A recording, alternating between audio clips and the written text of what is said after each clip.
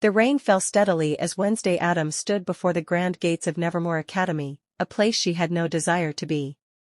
After her expulsion from yet another normal high school, this time for unleashing a tank of piranhas on her brother's bullies, her parents, Gomez and Morticia, decided to send her to the school for outcasts.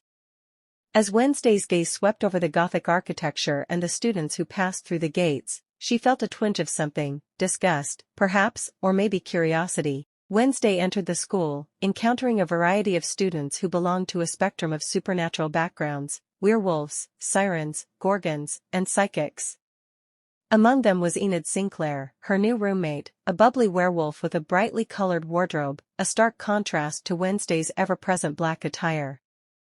As Enid attempted to befriend her, Wednesday remained aloof, finding little interest in what she considered mundane attempts at socialization. She learned of the creature's true nature, a hide, which transformed from human into monster under extreme emotional stress. For a time, Xavier seemed the most likely suspect. His mysterious behavior and connection to the strange happenings around campus made him a prime target of her suspicions. But the clues that Wednesday unearthed refused to fit neatly together, and her suspicions began to shift. Her investigation took a personal turn when she discovered her father's involvement in an old murder case. The accusation had occurred during his time at Nevermore, tying the present-day mystery to the tangled threads of her family's past. Gomez, as it turned out, had been accused of murdering a fellow student, an event shrouded in scandal and unresolved questions. With Morticia's own memories of the academy coming into question, Wednesday's journey transformed into a dual quest, one to solve the current mystery and another to clear her father's name. The layers of secrets began to peel away, and the true enemy emerged from the shadows. Marilyn Thornhill, the seemingly kind-hearted teacher who had befriended Wednesday early on, was not who she appeared to be. Her real name was Laurel Gates, and she was a descendant of Joseph Crackstone himself, harboring a deep-seated desire for vengeance against all outcasts.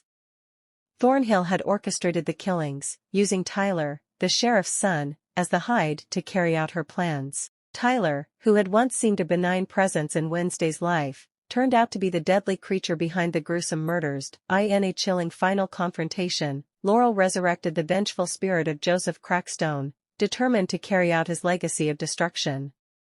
Wednesday faced them both with the tenacity that had defined her from the start.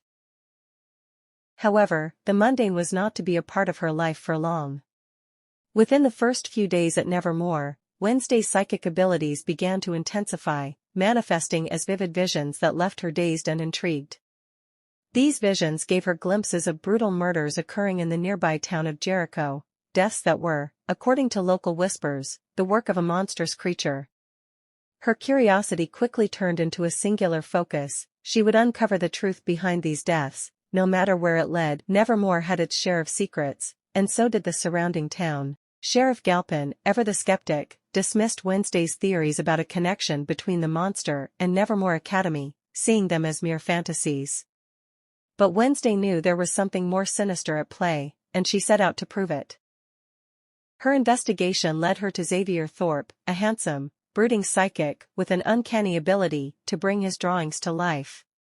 Wednesday found herself repeatedly crossing paths with him, drawn to the strangeness that surrounded his abilities. And then there was Bianca Barkley, the siren who exuded an aura of mystery, with her own reasons to keep secrets hidden. Wednesday's encounters were not confined to her fellow students.